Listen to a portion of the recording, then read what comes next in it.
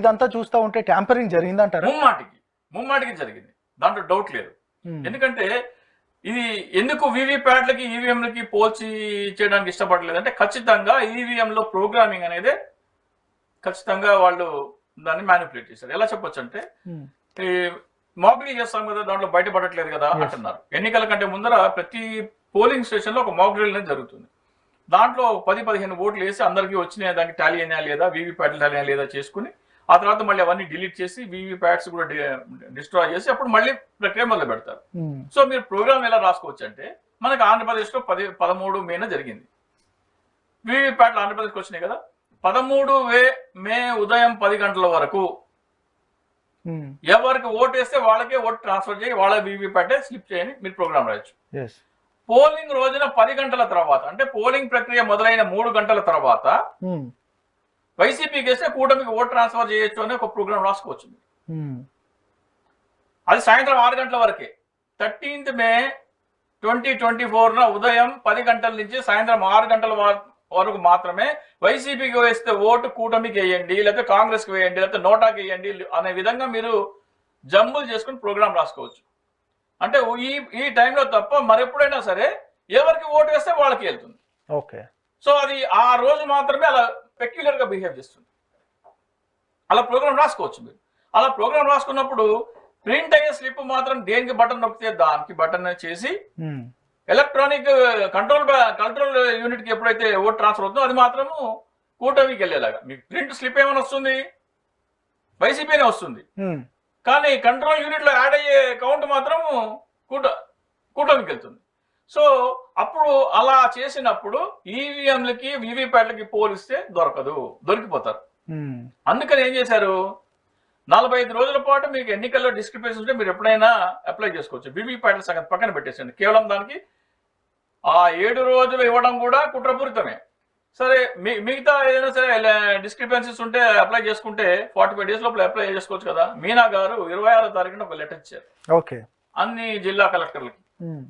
ఏమని, ఎన్నికల results count అయిపోయిన వెంటనే 10 రోజుల లోపల డేటా రిమూవ్ చేసి, ఈవీఎంలో మెమరీలో డేటా రిమూవ్ చేసి మైక్రో కంట్రోలర్లో కూడా డేటా ఇరేజ్ చేసేయమని మీకు ఆదేశాలు ఇచ్చాము.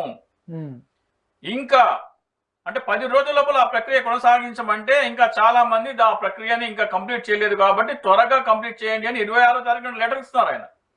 ఓకే. అంటే మీరు ఈ ఎన్నికల్లో జరిగిన అవకతవకల ఆధారాలన్నీ నాశనం చేసేయండి, సమూలంగా డిస్ట్రాయ్ చేసేయండి, ఆధారాలు దొరకకుండా చేసేయండి అని చెప్పేందుకు ఇచ్చిన లెటర్ అది. ఓకే. మీరు 45 days వరకు ఉంచాల్సిన దాన్ని మీరు 10 days కి ఎందుకు డిస్ట్రాయ్ చేస్తున్నారు అంటే అక్కడ ఏదో అవకతవక జరిగింది. సో దాని ఆధారాలన్నీ మీరు చేర్పేస్తున్నారు. ఇదొక అనుమానం. ఓకే. ఇక ఇవన్నీ పక్కన పెట్టేసేస్తే ఎన్నికల ఫలితాలు వచ్చాయి. ఎన్నికల ఫలితాలు వచ్చిన తర్వాత 164 స్థానాల్లో వైసీపీ ఓడిపోయింది.